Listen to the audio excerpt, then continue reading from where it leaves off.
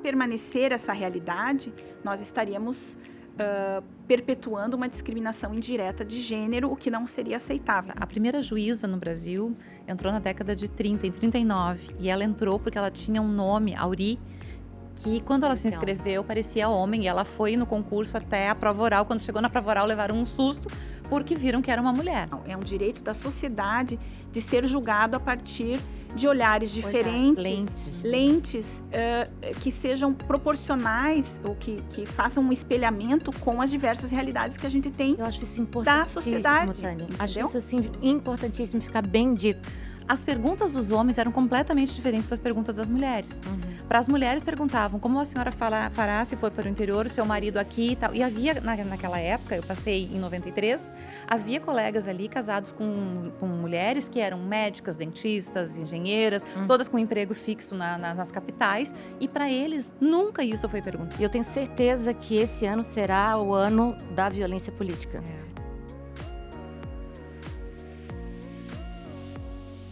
Olá, sejam muito bem-vindos e bem-vindas. Eu sou Ana Cristina Ferro Blasi, desembargadora do Tribunal Regional Federal da 4ª Região e ouvidora da mulher.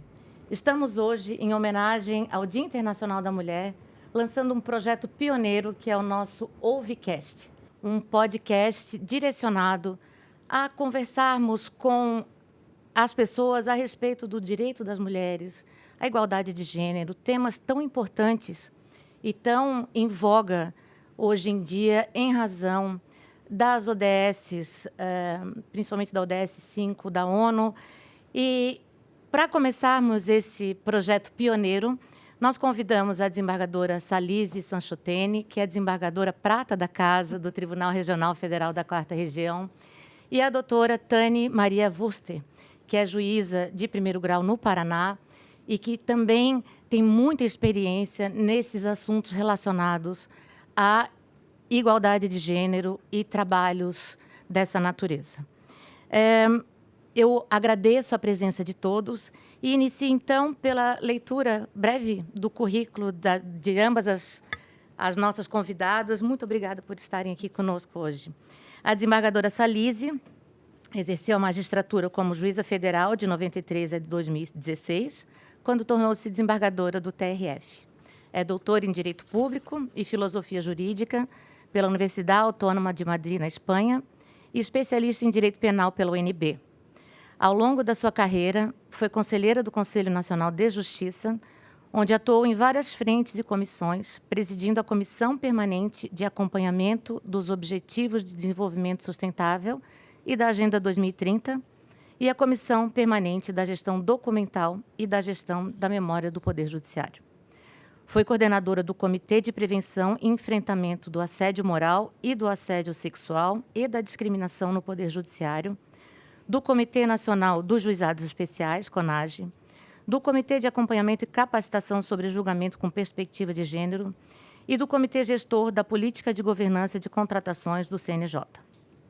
A doutora Tani é juíza federal da 4ª Região, é mestre em Direito pela Universidade Federal do Paraná, membro do grupo de trabalho do CNJ, que redigiu o protocolo para julgamento com perspectiva de gênero e presidente da Comissão de Prevenção e Enfrentamento do Assédio Moral, do Assédio Sexual e da Discriminação da Justiça Federal no Paraná. Eu tenho dito em todas as palestras por onde tenho andado que nós temos que suprir um déficit, um gap cultural no Brasil. E esse é o nosso trabalho hoje. Eu tenho certeza que o Poder Judiciário, com todas essas iniciativas, está assumindo um papel relevantíssimo em prol da sociedade brasileira. E digo isso porque é muito recente, é de 2021 para cá, que nós estamos nesse trabalho árduo de arregaçar as mangas e trabalhar a respeito desse tema.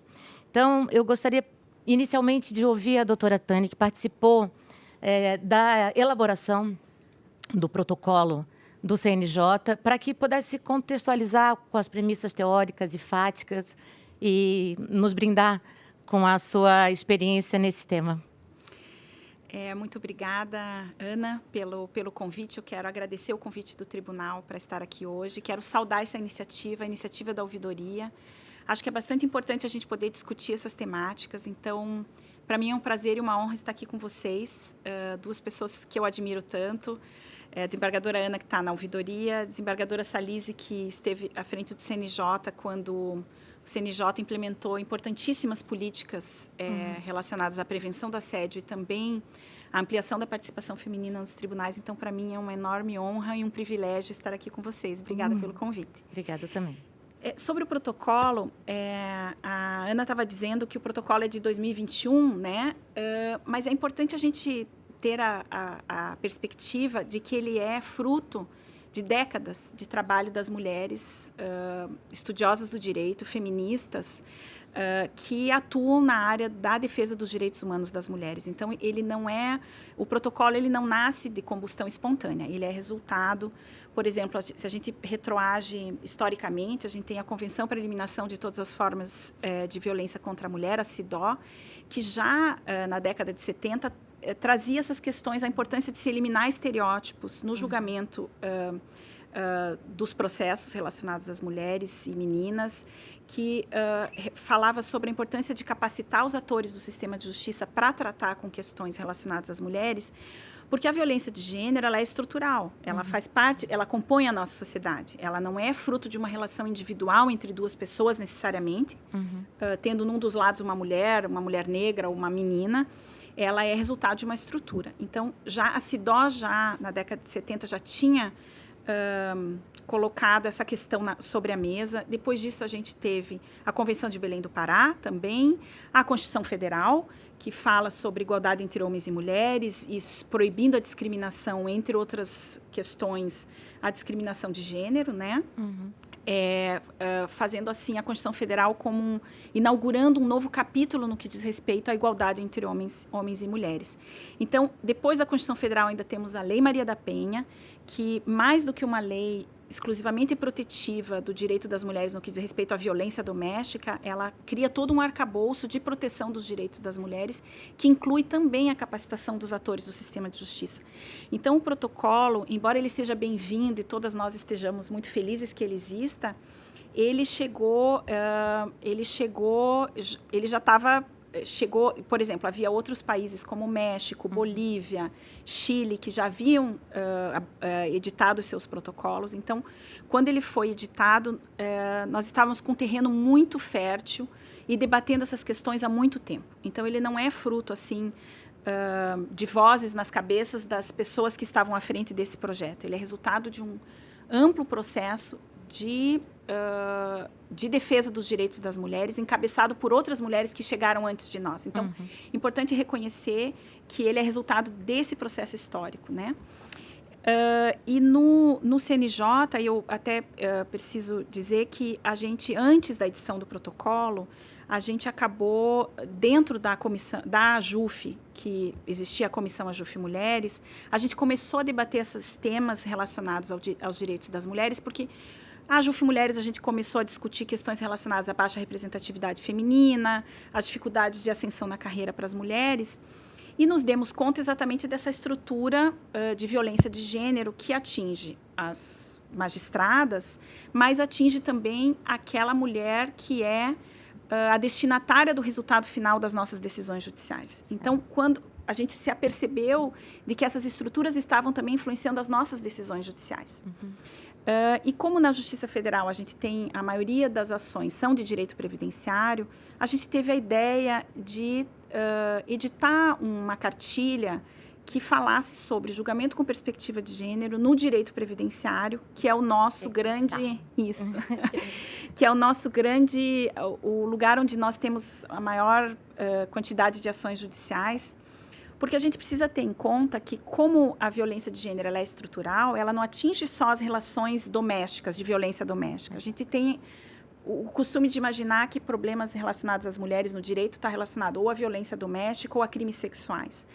Mas a violência de gênero, ela atravessa todo o direito. O direito ambiental, o direito constitucional, tributário, administrativo. Recentemente teve um curso organizado pela Images sobre julgamento com perspectiva de gênero, que a gente trouxe, então, professoras para falar sobre direito penal, sobre direito administrativo, tributário, que deixou todo mundo, assim, surpreso. Como assim o direito tributário também pode ser interpretado sob as lentes de gênero? Sobre direito econômico, a economia como um local de desigualdade também entre homens e mulheres. Então, compreender que essa violência ela atravessa todos os ramos do direito, inclusive o direito previdenciário. Então, nesse histórico, a gente, lá na JUF Mulheres, organizou uma cartilha, que também é um documento, tanto a cartilha quanto o protocolo, são documentos que não têm a pretensão de serem documentos acadêmicos, então eles têm esse formato, assim, de cartilha, de protocolo informativo, uma linguagem simples para facilitar a consulta. Então, antes mesmo do protocolo, a JUF Mulheres editou a cartilha com perspectiva de julgamento com perspectiva de gênero no direito previdenciário, que foi assim um dos catalisadores também desse processo, sem contar todo o trabalho assim de articulação institucional que a gente fez junto ao Conselho Nacional de Justiça, solicitando que a gente trabalhasse que o CNJ editasse um protocolo que acabou sendo editado sob a liderança da conselheira Ivana Farina. Então, é mais ou menos isso que eu traria, assim, em linhas gerais, do histórico da edição desse documento. Eu gostaria só de comentar que o Brasil também foi condenado na Corte Interamericana de Direitos Humanos, no caso Márcia Barbosa. Era outra pergunta. A editar um documento que esclarecesse de uma vez por todas ao sistema de justiça, e isso ficou bem claro ali, não era para o judiciário, mas era para todo o sistema de justiça, e orientando a como proceder em relação a situações como aquela. Márcia Barbosa foi assassinada, era uma moça, e no processo a defesa do réu, que era um político bastante conhecido e influente, o processo se arrastou por 20 anos até ser julgado, porque ele não tinha autorização da sua Câmara, a Assembleia de Origem, para ser processado, e ali naquele processo a defesa usou a vida íntima da Márcia Barbosa, que não tinha nada a ver, ela era a vítima ali, então isso jamais poderia ter sido tratado dentro daquele processo. E o voto é primoroso, com várias passagens assim que deveriam ser estudadas. Assim. Nós usamos muito pouco as convenções internacionais citadas pela Tani, né? Nós, juízes, nas nossas decisões, nós deveríamos incorporar mais no nosso dia a dia, mas o fato é que resultou também como um impulsionamento naquele momento em que o CNJ já se dedicava, já estava trabalhando, e veio a determinação para que um documento como esse fosse feito. E então o documento saiu também para cumprir uma condenação que o Brasil suportou. E eu sempre tenho dito que, embora fale em julgamento com perspectiva de gênero, nós temos que ampliar, nós aqui no Poder Judiciário, esse olhar também para a fase instrutória das ações. Também trabalhar com a polícia para a investigação nas questões criminais. Né? Então, todos os atores do sistema de justiça têm que ser letrados, têm que ser capacitados, né, como a Tani pontuou, para saber como aplicar o protocolo quando tiver uma mulher lá. Ela pode ser ré, ela pode ser vítima, ela pode ser testemunha, ela tem que ser tratada com dignidade. São muitos desafios, né? Eu tenho dito, estava comentando aqui antes de nós começarmos, que é desafiador e, ao mesmo tempo, apaixonante, porque nós temos tudo por fazer, né? Nós estamos amadurecendo junto com a sociedade, enquanto poder judiciário, mas numa maré, vamos dizer assim, e que nos instiga cada vez mais. Então, em relação a tudo que foi falado, eu gostaria de saber assim se existe já, se vocês já poderiam pontuar algum caso concreto em que houve, no nosso tribunal ou fora dele, já a aplicação do protocolo de gênero, né? A mudança de lente que tanto se fala, né? É interessantíssima essa metáfora do juiz mudar a lente, mudar o óculos, enxergar o caso concreto sob outra perspectiva, né? Então, acho que isso ilustra bem e acho interessante. A Tani deve trazer alguns casos da Justiça Federal, mas eu gostaria de dizer que no final do ano passado o CNJ editou uma resolução estabelecendo um banco de decisões a respeito do protocolo. Exatamente porque nós precisávamos saber em cada ramo de justiça, porque aqui na parte final o protocolo ele tem uma parte genérica e no final ele é dividido por ramos de justiça, o que deve ser observado em cada ramo. Certo. E é interessante porque as decisões, assim que eu comecei a pedir que as pessoas enviassem, chegaram decisões terminativas, sentenças, acórdãos, né? julgamentos do Supremo Tribunal Federal aplicando o protocolo, um voto brilhante do ministro Gilmar Mendes. E nós começamos a ver que a Justiça Trabalhista tem uma produção incrível de julgados utilizando o protocolo. Nós, na Justiça Federal, estávamos assim, engatinhando ainda naquela fase. Hoje mudou, nós já temos muitos julgados da Justiça Federal e a estadual agora começou a produzir também, está vindo. Então, essa semana, aqui no Rio Grande do Sul, foi noticiada nacionalmente a decisão de um juiz aplicando o protocolo a uma mulher que foi vítima de um estelionato por um empresário, né, que se casou com ela, se aproximou e fez ela colocou ela como sócia numa empresa, e ela, quando se deu conta, era uma empresa que só tinha dívidas e ele era o gestor de fato, então, interessantíssimo, e o juiz aplica o protocolo para isentar essa mulher de responsabilidades com relação às dívidas daquela empresa, né, reconhecendo estelionato. Então, Dani deve ter outros casos também. Sim, a gente tem muitos exemplos no direito previdenciário, relacionados à questão da trabalhadora rural. Então, a dificuldade de reconhecer a trabalhadora rural como alguém que atua no regime de economia familiar. Então, eventualmente, como ela atua, ela divide os trabalhos na lavoura com os trabalhos domésticos, reconhecer que aquele trabalho no ambiente doméstico, ou na criação dos animais, ou na produção de queijo, na produção de laticínios e o cuidado com as crianças, ele também compõe o trabalho em regime de economia familiar, mútua assistência, e é um trabalho indispensável. Então, a ideia da desvalorização do trabalho doméstico como trabalho, a gente problematiza essa ideia para reconhecer que aquilo também é trabalho. Então, independente dela passar as mesmas horas na lavoura do que os homens, aquele trabalho que ela exerce no âmbito do lar, ele também compõe um trabalho indispensável para a sobrevivência daquele núcleo familiar, o que está dentro do conceito de regime de economia familiar. Então, no direito previdenciário também o reconhecimento de a trabalhadora doméstica que pretende auxílio-doença. Então, assim, reconhecer que aquela pessoa que recolhe como doméstica, e que o perito diz que não, que aquele trabalho, como ela é diarista, não como doméstica, como diarista, como ela tem autonomia para fazer o seu trabalho, ou quando ela trabalha no lar, na casa, que então ela não está incapacitada para o trabalho, porque aquele trabalho é leve, ou porque ela pode decidir quando ela trabalha e quando ela não trabalha, quando, na verdade, um trabalho doméstico é um trabalho que não é leve. Ele é mais pesado do que um universo de outros trabalhos.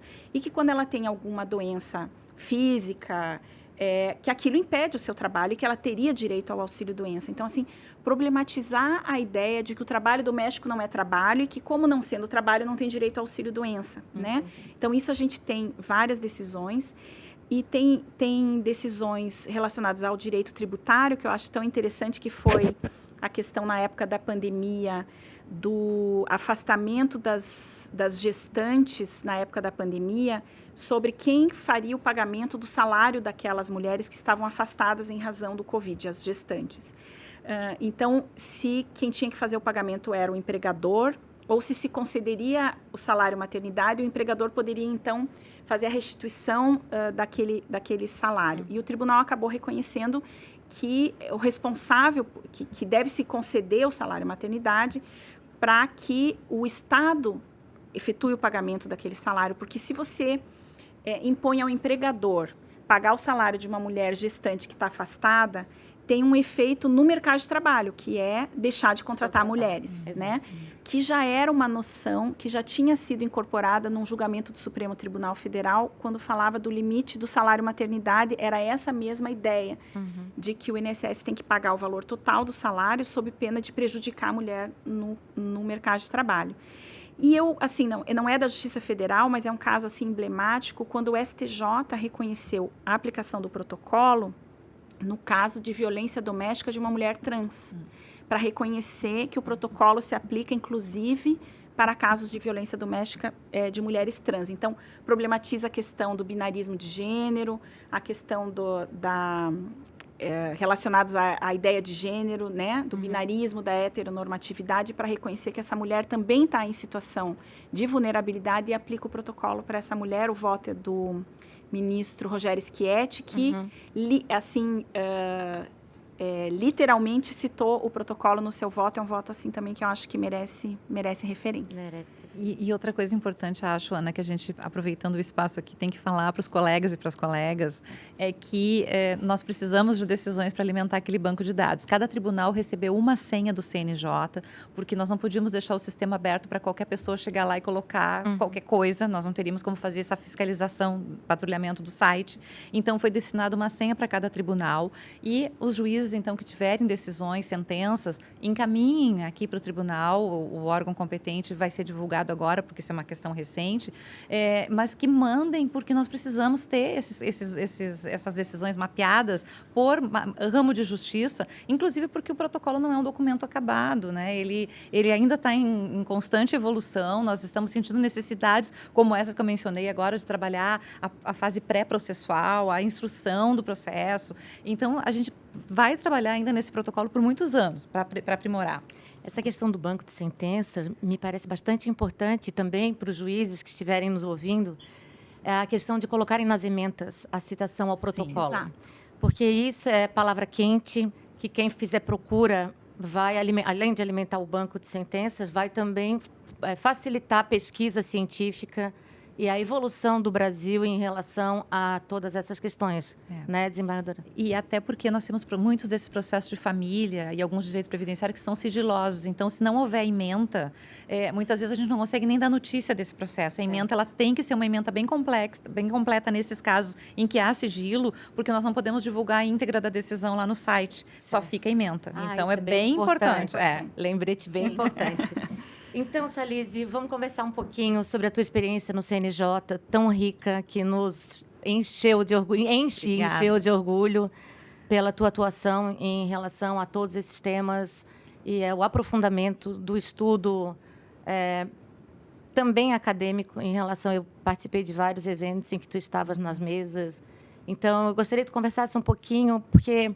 Nós que estamos aqui hoje, nós servimos de farol para aquelas e aqueles que estão vindo atrás de nós, assim como nós tivemos exemplos de pessoas e mulheres que nos antecederam. Então, é importantíssimo esse teu testemunho desse trabalho magnífico que tu fizesse lá no CNJ. Conta um pouquinho para a gente como é que foi. Obrigada, Ana. Eu agradeço inicialmente o convite, né, a possibilidade de estar aqui falando sobre essa matéria. Importantíssimo, é um veículo importante. Nós sabemos hoje, os podcasts são mais ouvidos do que outros programas, né? Então, assim, de comunicar assuntos importantes. E estar com a Tânia aqui, que foi uma guerreira junto, né, lá no CNJ esses anos todos aí, trabalhou dia e noite, né, conjugando com o trabalho da vara. Então, assim, o meu reconhecimento que eu já fiz formalmente a ela, num voto de louvor que ela tem lá nos assentos funcionais, mas que eu reitero aqui, porque eu não fiz nada disso sozinha, né? Eu contei com uma legião de pessoas empenhadas em ajudar a transformar a realidade, né? Então, quando eu cheguei, eu já encontrei um trabalho pavimentado, que foi a resolução que a ministra Carmen Lúcia deixou no final da sua gestão, 2019, instituindo a política de participação feminina no Poder Judiciário. Então, foi muito importante, porque o CNJ, quando ele institui uma resolução, ele diz para os tribunais: nós temos uma política a respeito deste assunto e todos os 92 tribunais do país têm que se dedicar para cumprir essa resolução. E, claro, que naquele momento ela editou uma recomendação. E a recomendação não tem essa mesma força, mas disse, de uma certa forma, que temos uma política. O que aconteceu é que os trabalhos foram se realizando, havia uma comissão constituída lá para trabalhar desse assunto, mas se viu que, se não evoluíssemos para uma resolução, nós não teríamos a força de cobrar dos tribunais que implementassem ações afirmativas positivas para dar mais espaço para as mulheres. Então, começamos a trabalhar desde o primeiro ano que eu entrei. O primeiro encontro que nós promovemos foi em novembro de 2022 e foi um evento dentro do próprio CNJ que tinha uma limitação de 130 vagas, mas nós ficamos com uma lista de espera de muitas juízas do país inteiro que queriam ter ido àquele encontro.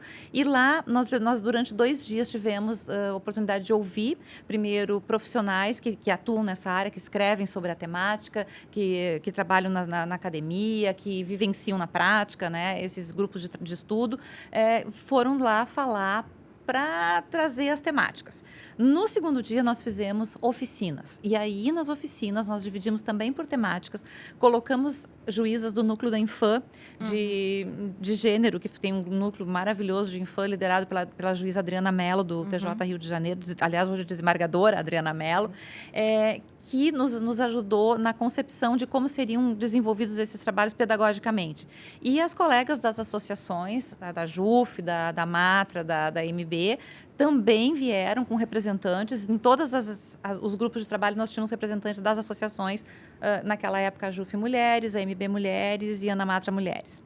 E com isso, nós trabalhamos as temáticas do momento, né? Então, o que nós podemos fazer? Tínhamos uma recomendação de que as bancas de concurso deveriam ser paritárias. Sim. A recomendação nunca foi cumprida por ninguém. Então, saiu de lá a ideia de que isso deveria ser convertido numa resolução e que também nos programas de concurso nós deveríamos ter temáticas voltadas para essas questões humanitárias, para questões das desigualdades e, bom, primeiro produto, que foi o que nós aprovamos, foi o primeiro de todos, já no início do ano seguinte, veio da oficina exatamente o ato como ele deveria ser publicado. Claro, trabalhamos assim questões para adaptar no modelo do CNJ, mas foi o primeiro ato aprovado. Hoje, todas as bancas de concurso têm que obedecer à paridade. Se nós não conseguirmos compor com juízes, nós temos que chamar professoras universitárias, representantes do Ministério Público feminino e da OAB também femininas, porque a gente oficia para a OAB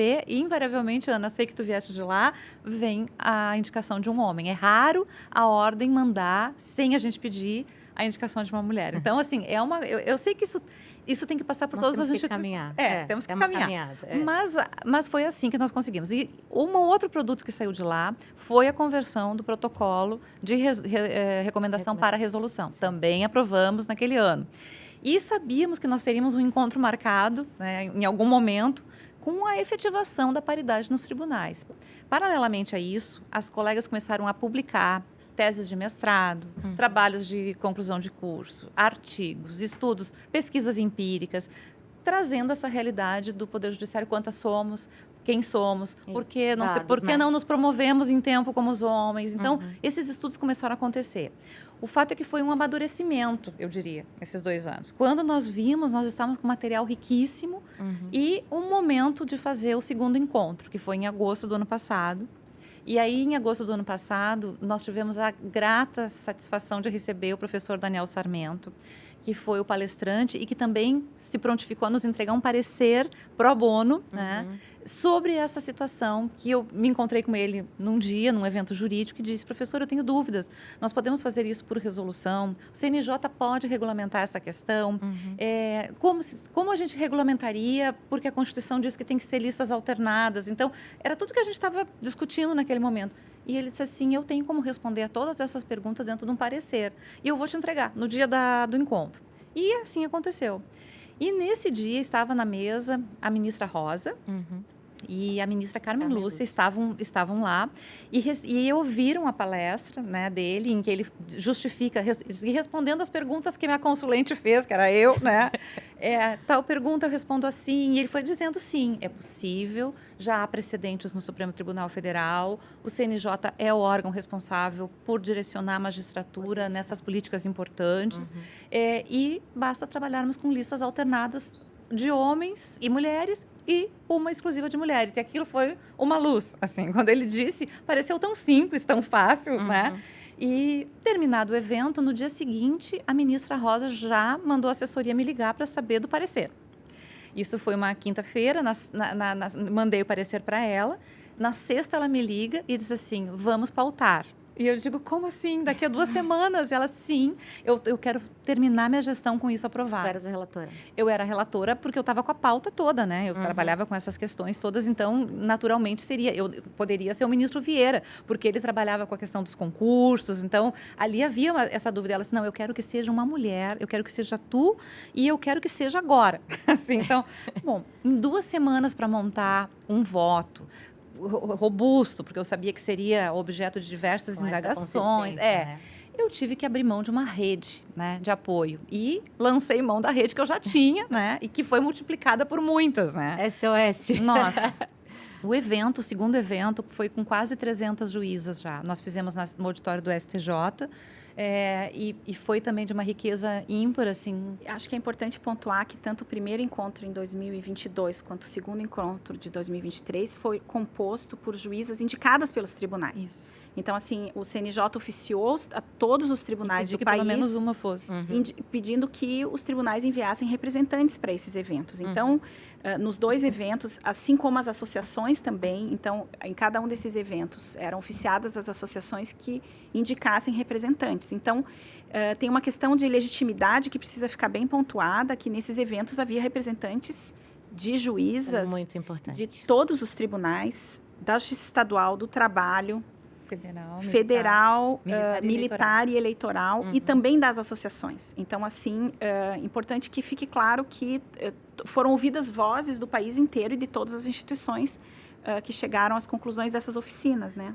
Então eu digo, mais legítimo que isso seria impossível, porque nós tínhamos ali representantes, tínhamos desembargadoras, juízas, né? Juízes também que se juntaram ao grupo, alguns colegas que eu tenho que reconhecer, estão conosco nessa caminhada, né? E nos ajudaram muito, têm nos ajudado, mas, na verdade, tudo ficou documentado no processo, né? Para cada ato meu, há um processo SEI, com ofícios aos tribunais, contando o que está sendo feito e pedindo representações, né, que sejam enviadas e tal. E elas foram.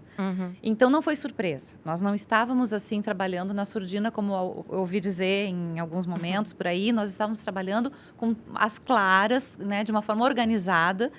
E mais que tudo, né, Ana? Cumprindo a política que o CNJ já havia instituído.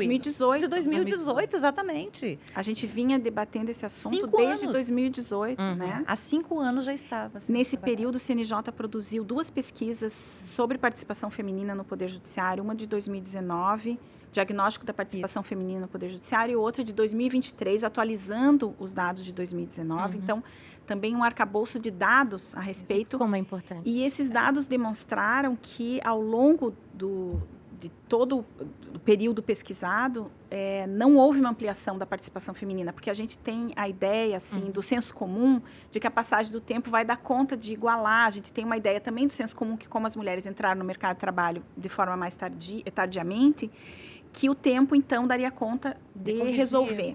E a pesquisa, as 2 pesquisas de 2019 e 2023, deixou claro que não só não estava o tempo não estava corrigindo essa distorção, como na Justiça Federal a gente estava tendo redução do número, assim, indicava uma redução do número de mulheres no 2º grau dos tribunais regionais federais.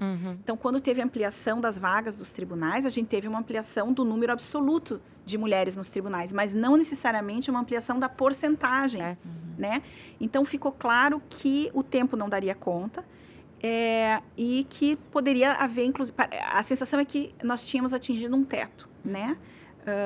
O teto de vidro, que é um conceito utilizado também fora do Poder Judiciário. Então, sobre esse assunto, inclusive, o professor Daniel Sarmento não só disse que poderia haver a política, como ele afirmou que a ausência da política estava indicando uma discriminação de gênero.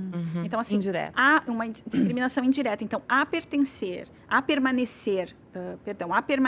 essa realidade, nós estaríamos perpetuando uma discriminação indireta de gênero, o que não seria aceitável. Então, não só era recomendável e constitucionalmente viável, como era constitucionalmente devido que isso acontecesse para eliminar essa discriminação indireta de gênero. Acho que é importante ter essa noção também. E por que ele fala na discriminação indireta? A primeira juíza no Brasil entrou na década de 30, em 39, e ela entrou porque ela tinha um nome, Auri, que quando ela se inscreveu parecia homem, e ela foi no concurso até a prova oral. Quando chegou na prova oral, levaram um susto porque viram que era uma mulher.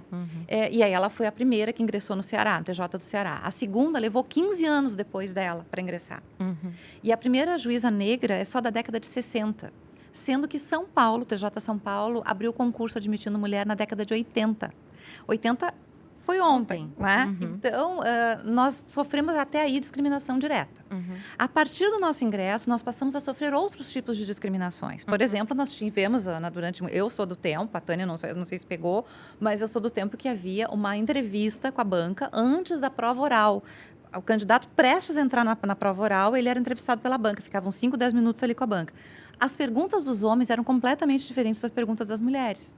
Para as mulheres perguntavam como a senhora fará se for para o interior, o seu marido aqui e tal. E havia, naquela época, eu passei em 93, havia colegas ali casados com mulheres que eram médicas, dentistas, engenheiras, todas com emprego fixo nas capitais. E para eles, nunca isso foi perguntado. Como ele faria para dar conta da família. Então, nós sofremos vários tipos de discriminações indiretas. Muitas mulheres rodavam na prova oral em razão da entrevista, né? Porque a senhora usa biquíni, né? Isso perguntava. A gente não via, né? E a gente não via. A gente participava disso tudo e não enxergava. Exatamente. Desculpa te interromper, não, mas é isso. É isso. Então, essas discriminações indiretas, elas vêm acontecendo ao longo de anos. E aí, uma das pesquisas que a Tânia menciona traz o quê?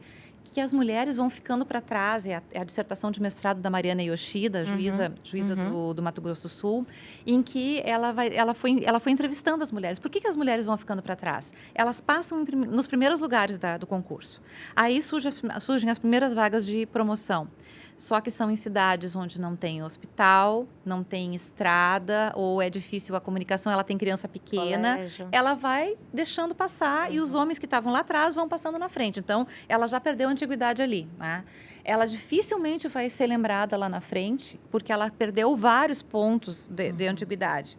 E quando tem as funções de auxílio, elas também não eram chamadas, né? Os homens normalmente eram os juízes auxiliares da corregedoria, da presidência, da vice-presidência. Poucas mulheres eram chamadas para essas funções. E também há um estudo da Infam mostrando que na composição do CNJ, esse é um dos critérios que leva mulheres para lá. O fato de terem seu trabalho conhecido como juízas auxiliares, no meu caso, fui juiz auxiliar no Supremo Tribunal Federal, fui juiz auxiliar no CNJ, 15 anos depois estou aqui, fui para lá como conselheira, entende? Claro.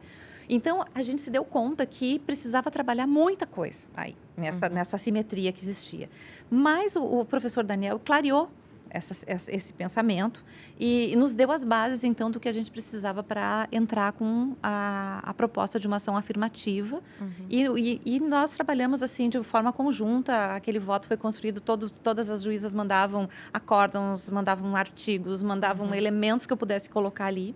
As pesquisas foram todas utilizadas. Houve um grupo que se preocupou com quem ia fazer a sustentação oral, né, para trazer essas realidades também. Nós tivemos a grata satisfação de receber, parece que 12 entidades, né, Tânia, falando em favor da sociedade civil. Que beleza. Porque, lindo veja, a sociedade civil está envolvida, porque enquanto a desembargadora Salise falava, veja, a gente tem um contexto de discriminação indireta, mas a gente precisa falar também sobre a importância de termos mais mulheres no Poder Judiciário, não só no que diz respeito à igualdade de direitos entre homens e mulheres, o direito das juízas de serem promovidas. A gente precisa compreender sobre o ponto de vista do direito da sociedade de ter mulheres no Poder Judiciário. Do olhar.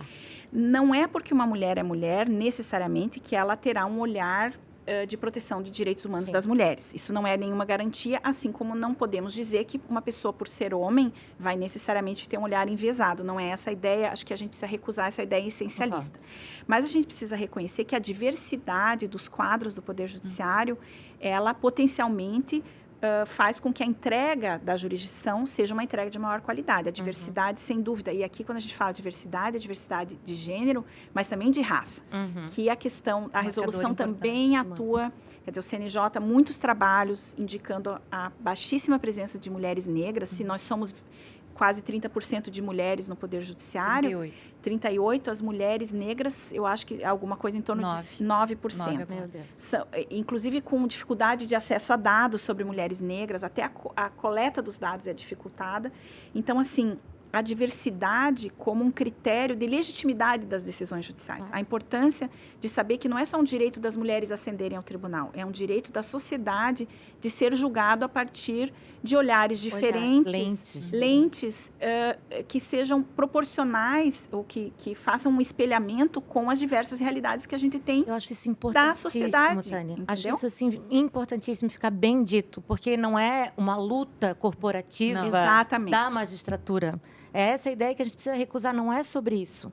Isso, né? Veja, isso é muito importante. Quando 2 mulheres estiveram à frente da presidência do CNJ, foram os atos preocupados com essa realidade acabaram acontecendo. Foi uma coincidência, talvez, mas um olhar feminino é diferente. É diferente em muitas circunstâncias. Sim. Há estudos já comprovando que quando numa turma julgadora existem mulheres, elas têm condições de influenciar os outros homens para verificar situações ali naquele caso, né, de uma outra forma de interpretar a situação, principalmente quando há mulher vítima na outra ponta. Sim. Então, embora isso não seja exato, matemática que sempre vai ser assim, até porque nós tivemos, por exemplo, juízas contrárias a essa pauta. Sim. Então, isso que a Tânia está dizendo é bem importante. A gente reconhece que não basta ser mulher, como diz o Roger, né, o nosso colega aqui, não basta ser mulher. Então, a gente precisa de esclarecimento, né? Mas os estudos estão lá mostrando que a mulher é cuidadora dos ascendentes, Sim. ela é cuidadora dos filhos, ela é a provedora da família em muitas circunstâncias, então a carreira dela é afetada diretamente, muito mais do que a dos homens. O estudo da Mariana revela que comparando juízes e juízas, um universo que ela levantou lá da pesquisa, as juízas se separam mais, têm menos filhos e quando tem filhos únicos. Tudo isso em relação aos juízes. Então, isso revela muito. Isso revela muito de tudo a dificuldade que nós temos e o quanto a família, o casamento, né, uma união estável afeta a vida da mulher juíza muito mais do que a dos homens. Bem interessante. Recentemente foi editada uma pesquisa na Economist que trazia duas linhas. Duas linhas, o impacto da maternidade e da paternidade na vida de homens e mulheres. Então, a linha do impacto na carreira e no emprego dos homens era uma linha reta. E o impacto das mulheres era uma linha que descia no momento em que ela tinha filhos e depois ela ficava recalcitrando e nunca chegava no mesmo patamar. Então, a gente precisa compreender, veja só, quando o juiz promove e vai para o interior, tem um impacto na vida pessoal. Para mulheres e para os homens. Evidentemente que um homem que for para o interior, ele também, eventualmente, vai ficar longe da família, se decidir que a família fica num outro lugar. Claro que vai ter um impacto familiar se ele tiver que levar esta família para o interior, eu não tenho nenhuma dúvida. Não é dizer que os homens não têm nenhum impacto ou não sofrem impacto. Eles sofrem, não tenho nenhuma dúvida. E é legítimo que eles também possam falar sobre isso. O fato é que a carreira da mulher é impactada pelas expectativas em relação ao comportamento da mulher que estão voltadas ao trabalho do cuidado. Existe uma expectativa de que aquela pessoa cuide dos filhos, leve os filhos. Então, quando eu promovi para o interior, a primeira pergunta que as pessoas faziam, mas você vai trazer seus filhos? E eu imagino que os homens, quando promovem, não ouvem a mesma pergunta. O que você fez? Uma coisa importante em relação aos pais também, né? Que nós cuidamos dos pais que já estão velhos, a longevidade aumentou. Ou a expectativa do cônjuge em relação, entendeu? Se você vai, se você não. Tudo isso gera impactos e o ônus para as mulheres, em razão dessas expectativas sociais, é maior e acaba impactando. Então, compreender que a dificuldade das mulheres ascenderem não é só decorrência das decisões pessoais dessas mulheres. São múltiplos fatores que influenciam. Mas, acima de tudo, a importância de ampliarmos a pluralidade dos membros do Poder Judiciário como um imperativo democrático, como requisito de legitimidade dessas decisões judiciais. E para que as pessoas entendam, né, os percentuais que nós estamos falando, somos 38% na base, 38%, somos 25% nos tribunais de apelação e somos 18% ou 19% nos tribunais superiores. Meu Deus. E somos 51% da população. Então, E há tribunais que não tem nenhuma mulher. Sim, há 13 tribunais no país, no levantamento, né, do ano passado, que não possuem nenhuma mulher. O Tribunal de Justiça de Pernambuco tem mais de 200 anos de história, porque é um tribunal que começou lá na época do Tribunal da Relação. E ele promoveu 5 mulheres ao longo da carreira, da existência. Dessas 5, 4 eram a OAB e MP, e uma veio para a antiguidade. Então, em 200 anos, nunca uma mulher foi promovida. Por merecimento. Então, a primeira foi agora em dezembro. Eu quero crer que tivemos alguma coisa a ver com isso, assim, né? Esse movimento todo, porque eles eram o meu exemplo preferido em todas as vezes que eu ia falar em público, né? Uma vez o presidente me chamou para perguntar e eu disse, mas enquanto vocês não promoverem mulher, eu vou continuar falando. Aí é justo. Então, Salise, fala um pouquinho sobre o guia prático para aplicação das regras da resolução. Então, resolvemos fazer, 525, né? Acho que foi um dos últimos atos. Foi o último ato, eu diria assim. Assim foi. Resolvemos fazer um guia, Ana, porque os tribunais começaram a mandar perguntas e já começou aquela boataria. No meu tribunal estão dizendo que eles não vão regulamentar porque eles estão entendendo que isso, enquanto não regulamentar, não está valendo. Bom, norma do CNJ, dentro de uma resolução, eu tive que dizer aí que é auto-aplicável, né? Se o tribunal dormiu e não alterou o regimento interno, né, azar, vai ter que aplicar na primeira lista, que isso aqui sair vai ter que aplicar. Então, havia dúvidas de como essa lista vai ser composta. Então, a primeira coisa que nós temos que dizer, nós tomamos esse percentual de 40% em cima só de membros da carreira. Então, quem entrou pelo 5º de OAB e MP não vai entrar nesse cômputo, porque a gente não tem influência sobre as vagas que vêm de fora. Nós temos sobre os da carreira. Então, nós temos que tomar no tribunal a quantidade de juízes e juízas da carreira e estabelecer ali que tem que haver um percentual de, no mínimo, 40% de mulheres. E havia dúvidas também de como é que abriu o ano. A norma está valendo a partir de janeiro desse ano. A primeira vaga vai ser necessariamente uma lista de mulheres ou vai ser uma lista... Bom, isso vai depender da última pessoa que tomou posse, como juiz de carreira. Claro. Então, se foi um homem, a primeira lista tem que ser exclusivamente feminina. Se foi uma mulher, lista mista. Né? E, então... De merecimento. De merecimento, de merecimento, porque nós não conseguimos avançar na questão da antiguidade. Também tem isso, né? Tá. Eu não vejo diferença nenhuma, e o professor Daniel Sarmento também não via no parecer dele, de aplicar esse critério na lista de antiguidade. Porque se temos uma defasagem e queremos acelerar a paridade, que ela venha logo, o mais razoável seria que nós fizéssemos também na lista de antiguidade a mesmo raciocínio. Mas para poder aprovar algo, nós fizemos, então, um acordo lá no CNJ para passar, nesse momento, então, somente as listas de merecimento. Então, não fechamos questão, eu acho que isso é um amadurecimento. E também estamos na fase agora de colher, de implantar e acompanhar um grupo de juízas muito determinadas, né, Tânia? Assim, que estão acompanhando, montando um painel Tem que ter. por tribunal para saber qual é a situação. Isso é bem importante mesmo, porque... Eu gosto muito dessa área de tecnologia e tal. Eu acho que os dados estão aí para isso, porque eles não mentem. Então, a gente precisa ter realmente esse acompanhamento de BI, de infográfico, que a gente visualizando, não há quem possa dizer o contrário, né? E o CNJ, de sua parte, está trabalhando numa funcionalidade dentro do sistema de produtividade mensal, que todo tribunal responde, né, todo mês. Então, nós tivemos a ideia de colocar lá um campo para que o tribunal preencha com os seus desembargadores e desembargadoras todos, dizendo qual é a origem, se é 5º ou se é da carreira, quando entrou, e se veio de antiguidade ou de merecimento. E com isso, a cada vaga nova que vai ter essa informação, nós vamos poder comparar. E então não vai precisar ninguém mandar nada para lá, vai ser feito assim, o CNJ tem condições de extrair esses dados automaticamente. Então a funcionalidade deve estar pronta agora, no início de março. Vamos ver se tudo vai funcionar assim. Essa era uma outra questão que eu ia falar, eu acho que já estamos quase terminando o nosso tempo, sobre o provimento 147 que o ministro Salomão fez editar também. Eu acho que é bastante importante em relação à Corregedoria Nacional de Justiça. Fala um pouquinho sobre as mulheres vítimas, as juízas vítimas de violência. Exato. É uma estatística, infelizmente, muito alta. É alta?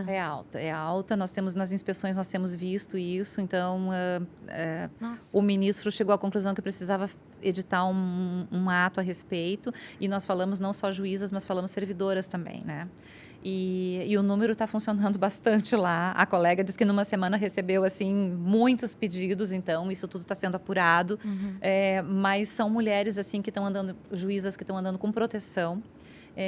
Em que existe a limitação de que o ex-companheiro se aproxime. Sim. Então, isso tem que ser monitorado pela segurança do prédio. Então, isso está acontecendo. Foi um ato bem importante. Sim. Na época, muita gente disse, que bobagem, isso não deve acontecer. Engana-se quem pensa assim. A violência está em todos os lares. Não, independente de classe social, independente de cultura, ela existe em todas as camadas. Então, lá não é diferente. Na nossa carreira, não é diferente. Há juízas vítimas de violência doméstica que estão com medida protetiva e quando elas se sentem confortáveis, elas comunicam à presidência do tribunal. A criação desse ato meio que veio para assim, para dizer, olha, estamos atentos e nos procurem se houver realmente necessidade, porque muita coisa nós percebemos ficava escondido, por vergonha, enfim. Mas só que a preocupação de um presidente no tribunal de que aconteça alguma coisa dentro do prédio e a gente não está sabendo de nada, que ela tem medida protetiva, a pessoa pode ingressar, então foi isso que trouxe para a luz esse problema, infelizmente, mas necessária essa regulamentação, e eu sei que já estão atendendo vários casos. É muito a falar, né? Eu me lembrei aí daquela passagem da Berta Lutz, que ela fez inserir no preâmbulo da carta a palavra mulheres, porque em toda essa questão sobre a qual nós estamos nos debruçando aqui, o importante é falar o óbvio, é escrever o óbvio. É óbvio que isso que o ministro Salomão editou é óbvio, mas precisa ser dito, precisa ser regulamentado, porque nós ainda não temos essa cultura. No momento em que nós tivermos isso sedimentado, talvez não precise mais. Verdade. Mas é necessário, né? Eu aqui na experiência da ouvidoria, estou na frente da ouvidoria há menos de um ano, e a gente vem trabalhando muito no letramento, na escutativa. Eu sou muito grata à Vanessa Dias, que é a servidora que trabalha aqui comigo e que é meu braço direito, com quem eu aprendo todos os dias. E sem ela, nada disso estaria acontecendo. Muito obrigada, Vanessa. Precisa fazer esse agradecimento de público. E, assim, são desafiadores os casos que estão chegando para nós. Desde servidoras, juízes, terceirizados, relações entre os chefes de setor com os terceirizados. Então, assim, são casos únicos e que a gente precisa ter essa questão do acolhimento, da generosidade. E aí eu tenho que concordar que a presença de uma mulher nesse cargo é diferenciado. Porque a gente vem com... É nato. A gente vem com essa generosidade nata, que faz com que a gente possa acolher essas pessoas que nos procuram, né? E, na medida do possível, ajudar da forma como... com as ferramentas que temos, né? Nós temos muito trabalho ainda pela frente. Não, temos muita coisa para fazer. Nós temos que pensar nas colegas assim que se tornam mães no interior, que estão amamentando. O CNJ já disse que elas têm direito a um teletrabalho, mas isso não está bem claro ainda dentro dos tribunais. Tem que ter uma regulamentação para dizer o que vai acontecer. Mas nós temos que avançar, por exemplo, na questão da exigência de cursos para essas mulheres que estão amamentando em igualdade de condições com os homens. Elas já voltaram a trabalhar, mas elas ainda estão com o bebê pequeno. Então, delas não pode ser exigido a mesma carga horária de cursos de treinamento para se promover, por exemplo. Então, é uma coisa que eu quero, com o tempo aqui dentro, ainda começar a trabalhar. Tem outras coisas que nós precisamos avançar ainda, que eu lá não consegui fazer ainda. 2 anos foi pouco para fazer, muito que eu queria, mas assim... Essa agora está a Renata lá, ela vai continuar seu trabalho, se Deus quiser. Tomara, né? Não, tenho certeza que sim. Mais alguma coisa assim que fosse importante? Eu acho que esse espaço é um espaço único, para nós comunicarmos o tribunal, comunicar todas essas ações, tudo que nós estamos fazendo aqui, tanto para os juízes quanto para a sociedade como um todo. Então, uma última palavrinha final de cada uma. Eu quero agradecer a oportunidade. Eu acho que nós precisamos manter esse espaço vivo, né? Há muita coisa para ser discutida na questão da violência de gênero. É uma violência que não acontece só fisicamente, mas ela acontece de muitas formas. E nós precisamos entender isso e levar isso para muitas mulheres que não sabem que estão sendo vítimas desse tipo de violência, né? E esse comportamento acontece no trabalho, ele acontece na rua, ele acontece nos mais diversos locais. Então, a capacitação é fundamental. Nós precisamos acompanhar isso dentro do tribunal. A capacitação tem que ser contínua, né? Ela não tem que ser feita só agora porque saiu a resolução, ela tem que ser permanente. Os juízes ingressantes na carreira, as juízas já têm que receber esses ensinamentos. Isso foi feito agora no curso de imagens, até onde eu fiquei sabendo, elas receberam, a Tânia esteve lá conversando com elas e tudo. Então, assim, isso é a nossa função. Então, dentro do nosso espaço de trabalho, falar com os servidores e as servidoras do nosso gabinete, expor essas situações, falar para que as pessoas tenham clareza, porque não está muito claro para certas pessoas, assim, que é inadequado determinado tipo de comportamento dentro do espaço de trabalho, né? Então, eu gostaria só de deixar aqui o meu agradecimento, Ana, e parabéns pela iniciativa. É um orgulho ver esse espaço aqui, né, criado para acolhimento, né? Tudo que nós precisamos é acolher pessoas que são vítimas dessas violências cotidianas que acontecem, assim, muitas vezes, assim, parece uma coisa banal, mas para quem sofre, ela tem uma intensidade tão profunda que ela leva ao adoecimento. Então, o que nós temos que evitar. Eu acho, assim, contribuindo, a questão da rede, a importância de nós estarmos de mãos dadas, porque é tudo tão desafiador. Nós temos esse ano eleitoral que vem pela frente, com a violência eleitoral, política. claro. Né? Eu estou na ouvidoria também do TRE de Santa Catarina. E aí, hoje, vindo para cá, vindo do aeroporto, recebi um telefonema de uma vereadora de Santa Catarina com um problema.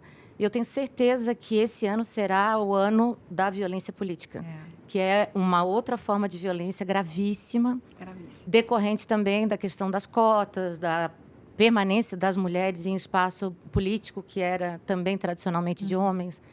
Então, o que me faz acordar todos os dias, estar viva para poder estender a mão para quem precisa, é essa rede. Né? Nós estamos juntas e, por isso, a nossa preocupação de chamar a Salise, com toda a experiência que tem, e a Tani, que é juíza de primeiro grau, com quem eu viajei ano passado, fizemos um curso no Texas, e brilhante. Foi um privilégio para mim estar contigo aqueles dias, Tani. Tantas conversas, foi tão bom. Então, mais uma última palavrinha tua aqui para a gente encerrar. Eu queria saudar a importância das iniciativas institucionais, sabe? Porque a gente reconhece que temos todo esse problema e iniciativas pessoais não são suficientes, entendeu? A gente pode ter a melhor boa vontade, a maior empatia em relação a esses problemas, mas a institucionalização de políticas é da maior importância. Então, quando a gente tem uma ouvidoria da mulher, quando a gente tem um comitê de igualdade de gênero dentro do tribunal, isso toma um corpo, porque é a instituição dizendo que ela está preocupada com isso, que é o que aconteceu com o protocolo. Uma vez que existe um protocolo, é o Poder Judiciário reconhecendo que o direito também é atravessado por desigualdades, por influências da violência de gênero, que a gente precisa atuar. Então, são iniciativas que dizem, colocam... as coisas ficam postas e aí existe a oportunidade de atuar. E acho que quando a gente trabalha com essas temáticas, a gente acaba, assim, louvando a história de mulheres que vieram antes de nós, sabe? Um respeito a esse histórico dessas pessoas que chegaram antes de nós, que pavimentaram esse caminho, que fosse possível para que nós fôssemos juízas, para que nós estivéssemos aqui.